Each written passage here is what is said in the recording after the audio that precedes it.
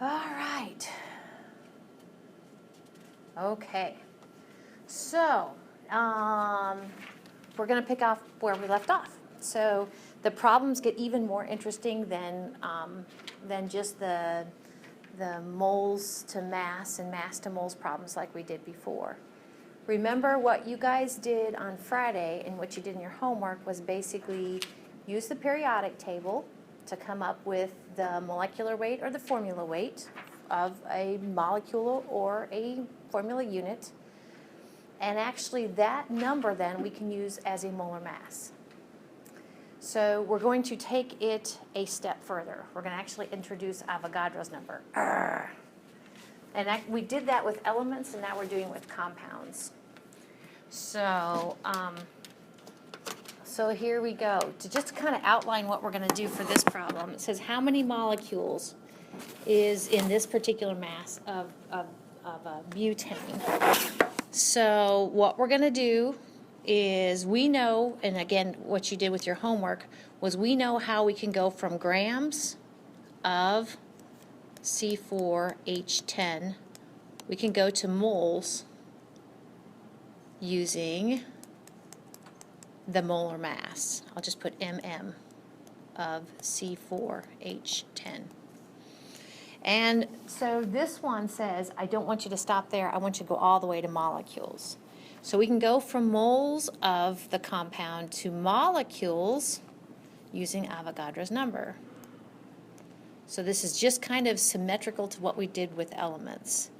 And to accomplish that, we're going to have to remember that 1 mole is equal to 6.022 times 10 to the 23rd, in this case, molecules. And we're going to have to use that equivalency statement as a conversion factor. So here's what that looks like then. So when you're working these problems, I need to see you on the front end knock out the mm, or the molar mass of C4H10. So you'll use your periodic table. And remember, I said I'd kind of use the abbreviated way. So the first term accounts for your 4 carbons. Take 4 times 12.01.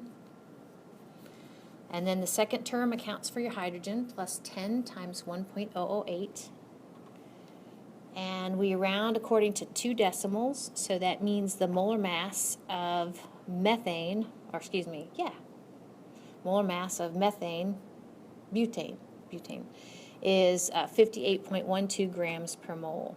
And then this is where, remember, I said, and I think I said this on Friday, I probably would kind of be more, I would fluff out those units. I would say what that really means is for this compound there's 58.12 grams in 1 mole.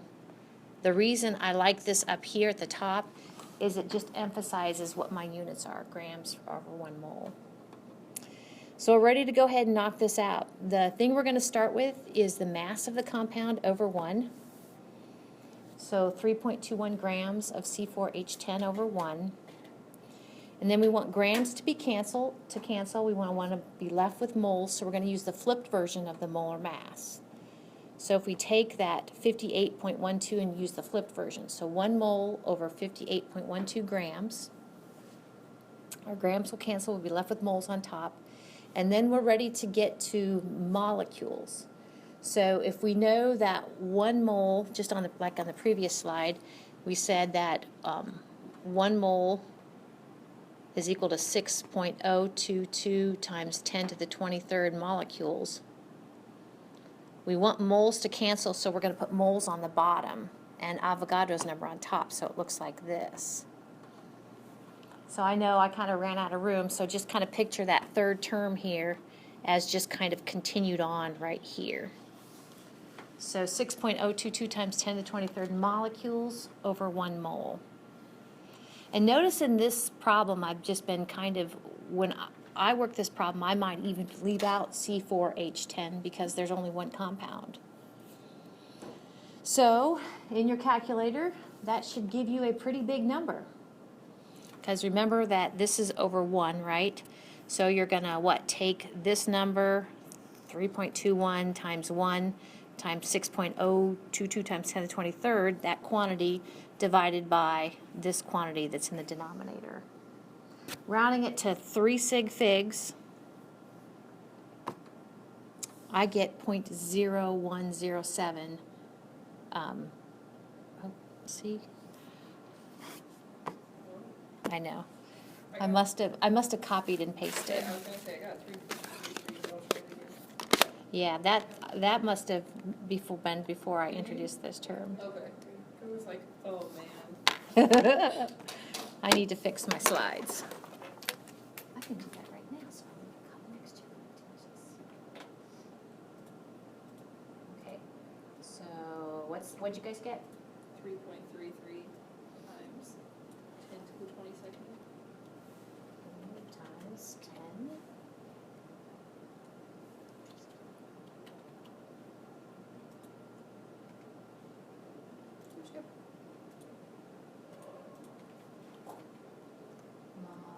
Molecules.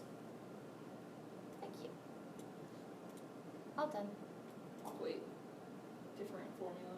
Is a different compound. What? It's C4H10, not CHCl. Oh, maybe that's where, I don't know. Thanks.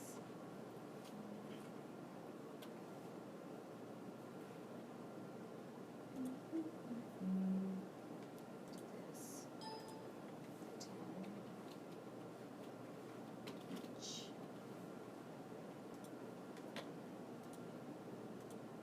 All right. Thank you. Much better. Ready for next year. We good with that? Awesome. Okay. Very good. So, you guys did 47 and 48, or at least I can't remember what I assigned, but for some for regular credit, some for partial credit, or for extra credit. So now you still have 51 and 52 to do, and they look like, oops, they look like this. 51 and 52. Oops. Goodness.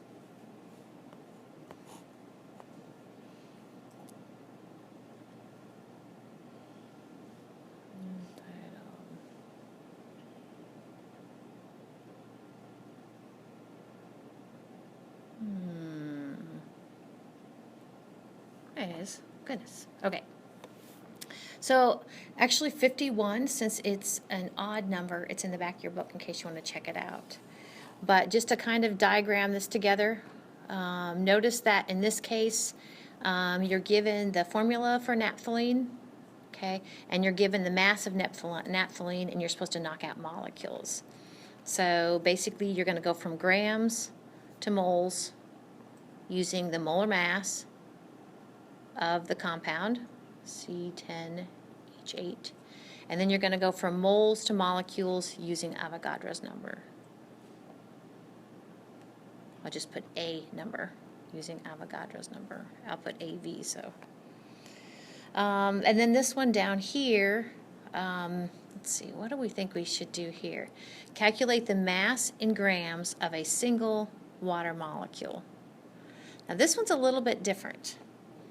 What I would do, remember we said that, let's see, since water is a molecular compound, we talked, and I think you had homework questions, where you can come up with the molecular weight of H2O, molecular weight of H2O. That's simply using the periodic table.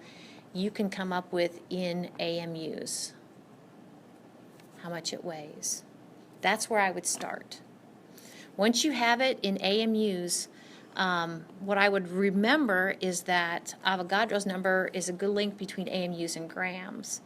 So 1 gram is approximately equal to 6.022 times 10 to the 23rd AMUs. I would use that as an equivalency statement to get from AMUs to grams. That's what I would do. Okay. All right. So let's take it up a notch, or do something a little bit different with whole compounds and moles and that sort of thing. So I don't like spiders. Yeah. Oh my gosh. I saw on Facebook somebody posted this news, and you can get it through Amazon. It's like a spider catcher, and it's like a little kind of looks like fiber optics. It must have static electricity kind of thing in it. It's a grabber for spiders, and then you let it. It's catch and release. So it's a stomp them. I know. What's that? If they're in your house, they die. Yeah, if one's in my house, it's dying. Well, Actually, you know. yesterday we did, but that thing where you take the bug spray cans and you. Oh, like vomit? Yeah, like the bug bomb. Okay, yeah. Did it work? Yeah. It's that time of You year, do that so. for ants, It only takes like 12 hours, I think. 4 hours. Oh, I stay gone for a long time. That's really dangerous for your lungs. I Yeah, got asthma. yeah, but if it works, sometimes I apologize to them while I'm stomping on them. You know. So we all buy the whole thing that if it's a spider, it has 8 legs. So we can actually kind of write that almost as an equivalency statement. 1 spider is equal to 8 spider legs. Okay. So if you have 26 spiders, then you should have 26 times 8 spider legs, right? All right. So that makes sense. We can actually do a factor label problem, okay? So we can take the 1 spider is equal to 8 legs and make it into a conversion factor. So 8 legs per 1 spider. And then we can write out a problem, and it looks like this. If we take 26 spiders over 1 times 8 legs per 1 spider, spiders will cancel and be left with how many spider legs those are. Of course, these are all exact numbers because you can't have a part of a spider unless you squished him and kind of. So you have a whole spider, and the exact relationship between its legs and the number of spiders you have. So actually, you would have 28 spider legs. 2,008 spider legs, which is a bad thing. Okay, so we can kind of kind of switch that up from spiders to compounds. So in this particular compound, carbon tetrabromide, for every carbon tetrabromide molecule, we always have 4 bromine atoms. Okay, for every repeating unit of CBr4, we have 4 bromine atoms. So in this problem, notice that we aren't after moles of CBr4, we're after moles of bromine atoms. So we need to factor that in, no pun intended, factor that into our problem. Okay, so the problem here, if you look at it, and I kind of was quick on the draw, but if you look at it right here, it says, what are the moles of bromine atoms, not the moles of CBr4 molecules. Okay, so from that, kind of looking at that compound, we could say, kind of an equivalency statement, 1 CBr4 molecule is equal to 4 Br atoms. And we can come up with 2 ratios, 2 conversion factors that we can use in our problem now. It's very similar to the whole number of legs that a spider has. So let's work that problem now. And what we're going to do, basically, kind of, if you want to write this flow chart here or on the previous slide, we are going to go from the grams of CBr4. It's going to start out very similar as a regular grams to moles problem. And we're going to go from grams of CBr4 to moles of CBr4 using, of course, the molar mass, just like we did before, of CBr4. And then once we have the moles of CBr4, though, then we are going to go to moles of Br, just bromine atoms, using this idea that 1 mole of CBr4 is equal to 4 moles of Br. That's it. That's the little tag along at the end. So here we go. Oops, I guess I had this. This is my arrow thing. Grams of CBr4 to moles of CBr4 using its molar mass. And then finally, we can't stop there. We need to get to moles of Br And we can do that recognizing that, like I said before, this last arrow, recognizing that 1 mole of the compound is equal to 4 moles, legs, of bromine atoms. Okay, so to accomplish that first step, again, on your test, on any homework for a problem like this, and on your test, and on Thursday, and on your final exam in May, be here before we know it, you always have to show me your molar mass calculation. So we go to the periodic table, account for the carbon. We take 1 times the decimal number for carbon, which is 12.01, plus then we account for the bromine 4 times the decimal number for bromine, 79.90. So the molar mass we have to deal with is very heavy, 331.61 grams per mole. Again, when I do the molar masses for my answer keys, I usually will fluff this out and recognize that for CBr4, that means there's 331.61 grams of CBr4 per 1 mole of CBr4. And that's going to be my second term. So let's go ahead and work this. Looks like this. The first term is going to be the mass of CBr4, which is 192 grams of CBr4. And this is kind of like when we talked about working problems using the factor label method. The first term is almost always the thing that's kind of unique to your problem. So 192 grams of CBr4, that's what we want to convert to moles of Br in this case. Put that over 1, and do you see, since we want grams to cancel, we're going to use the flipped version of the molar mass. So the second term is going to be 1 mole of CBr4 over 331.61 grams of CBr4. So grams of CBr4 will cancel. And now we're almost done, but now this is where we need to go from moles of the compound to moles of Br.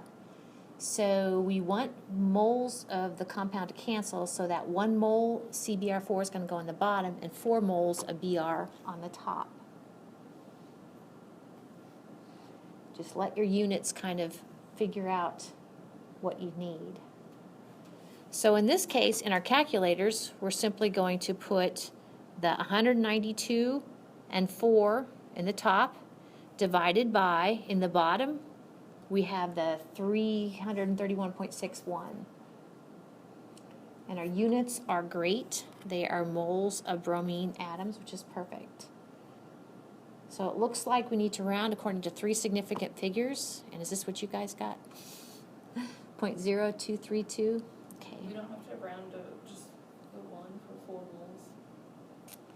Right. The thing about the 4 is that's an exact. Okay. Yep. So it brings no uncertainty. So we don't have to round according to 1 decimal. We have to round according to the thing that brings uncertainty, which is the 3 sig figs over here. Very good. Does that look okay? Then we have homework. Is that the next slide? Oh, I think I guess I have one more thing to kind of.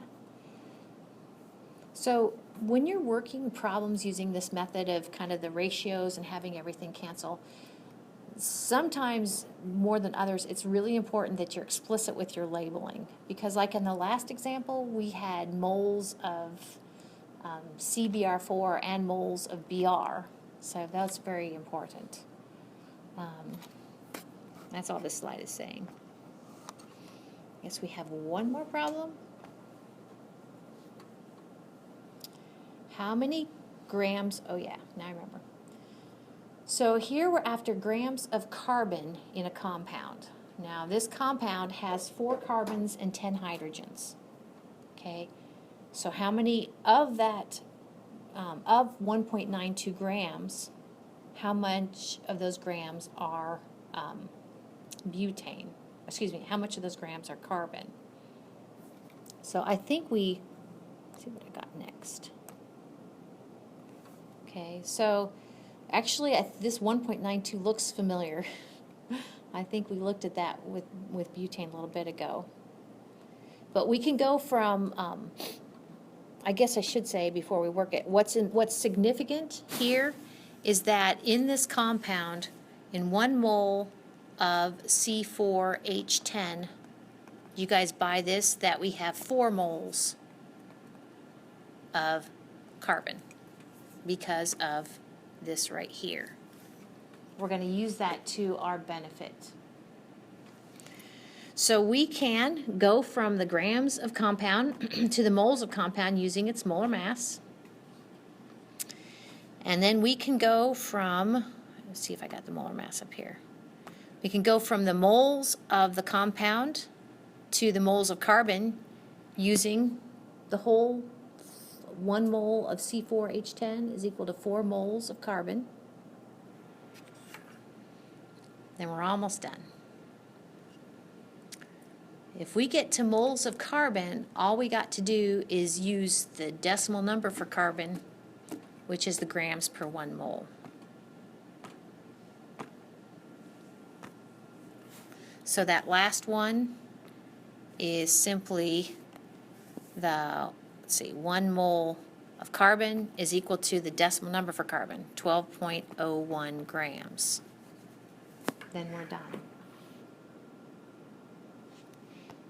This one right here was the 1 mole of C4H10 is equal to 4 moles carbon.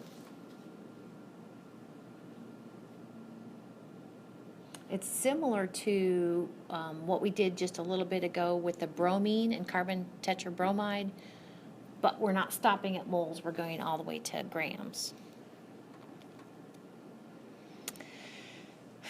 So let's work that problem.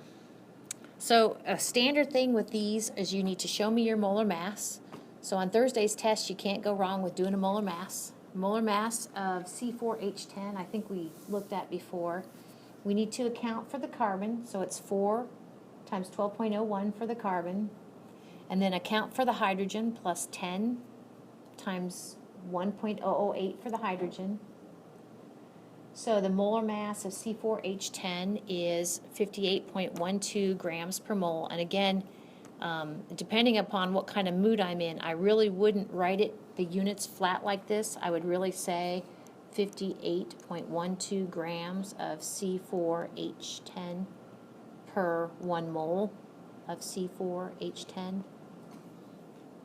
I'm going to use that right here. So my first term is going to be the mass that I want to convert, 1.92 grams of C4H10 over 1. And then I want grams to cancel, so I'm going to have to put 1 mole of C4H10 over 58.12 grams of C4H10. So grams of C4H10 cancel. Now I've got moles of C4H10. This is where I'm going to get to moles of carbon. So I'm going to put 4 moles of carbon over 1 mole of C4H10. I just think it's like C4, like the explosive, right?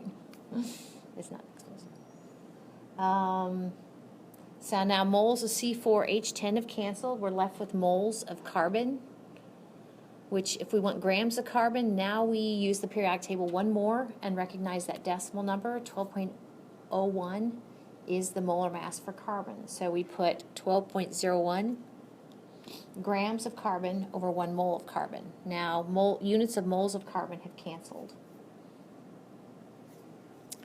And again, when you're working any sort of physical science problems using this kind of tracking the labels, if you get the right units or labels, then that must mean that you set it up right. So here's where we take the stuff that's on the top, which is 1.92 times 1 times 4 times 12.01, divided by what's on the bottom, which I got 58.12 is the only non-1 number, and round to 3 significant figures. And so I got 1.59 grams of carbon. Whew. Pretty good.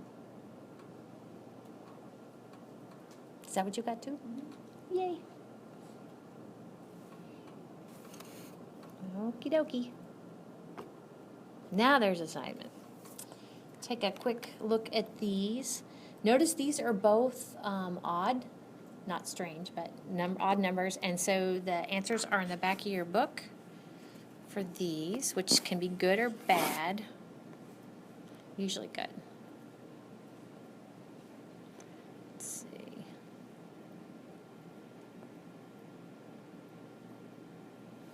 There it is. All right. So these will also be due on Wednesday. And before we go here, don't rush off, because one more thing I want to do before we go is take a look at what we got for your test.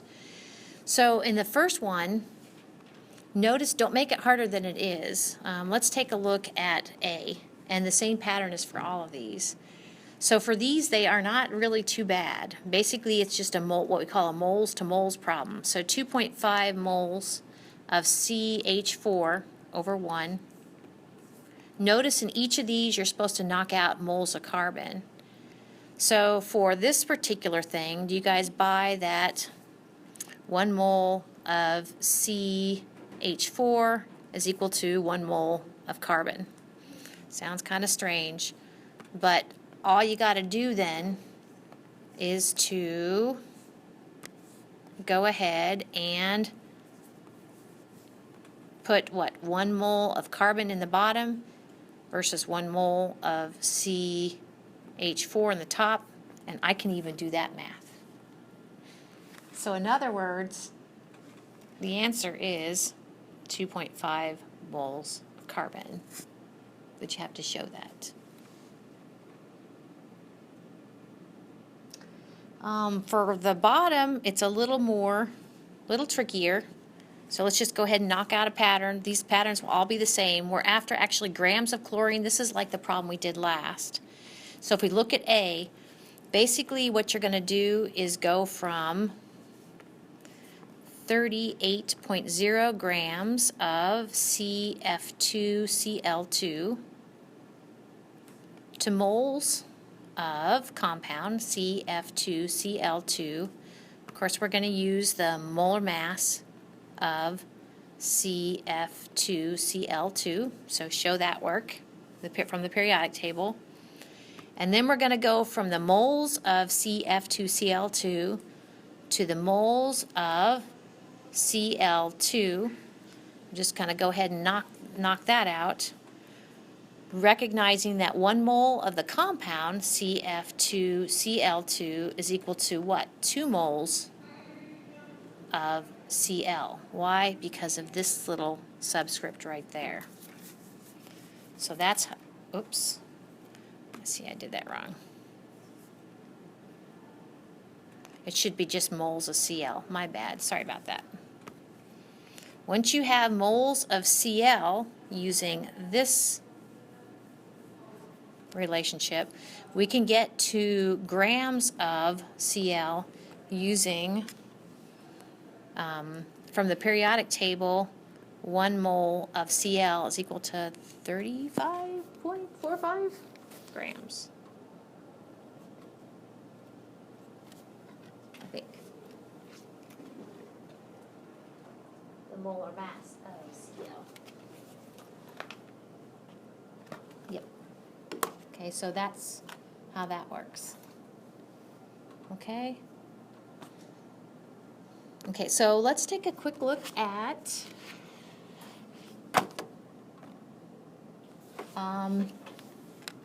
the sheet I gave you. If I can find a copy for me. So, notice this is tentative, but I'm pretty sure it's pretty close.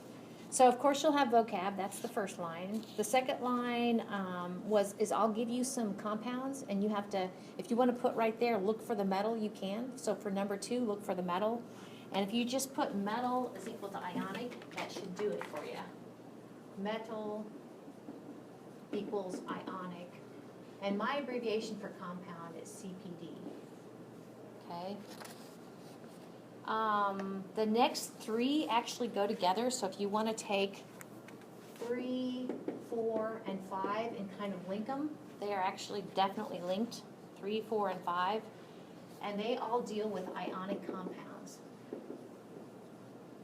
And that actually is lab 2 weeks ago. Smiley face. So notice that, I'll just kind of leave it at that. Ionic compounds, I told you it'd be on here. We call it nomenclature. And actually the next 3 go together. So 6, 7, and 8. 6, 7, and 8. And that's Lewis structures with a capital L. And that was last week's lab. And actually, I'm glad that you guys are able to hand in your homework so I can take a look at it and so see if we're all on the same track. So notice with Lewis structures, the number 6 there is, you can put pot of valence electrons if you wanted to. So number 6, pot O electrons. Number 7, you're supposed to draw the Lewis structure. And number 8 is where I give you a structure and I ask questions about a particular atom. So that's number 8. Number 9, don't make it harder than it is. So number 9, I guess my hint for number 9 is units equals AMUs. Smiley face. Units is equal to AMUs. Calculate the, units, no, sorry. Units is equal to grams per mole, if I keep it like this, because that's the molar mass. Sorry, my bad. Final answer. That's number 9. And number 10, I don't know how to describe number 10. Number 10, if I was going to describe number 10, I guess it would look like this. Number 10 looks like you can do G to mole, grams to mole, colon. I can do moles to grams, colon. I can do grams to molecules, which actually I'll put 2 arrows there, because you need Avogadro's number, right? I could do, you get the idea, I could do molecules to grams. Also have to use Avogadro's number. Those are the big ones. Those are the big ones, probably. And then 11 and 12, we are going to lecture. 11 and 12, that's Wednesday's lecture. And notice it's for extra credit this semester. Again, you guys like extra credit on your test. And on these, actually the topic of looking at a molecular formula and reducing it to an empirical formula, students kind of pick up on usually pretty good. And also taking an empirical formula and getting how much weight percent each element is, that's usually kind of a straightforward calculation too. So we'll do that on Wednesday. Okay? Awesome. That's it for today.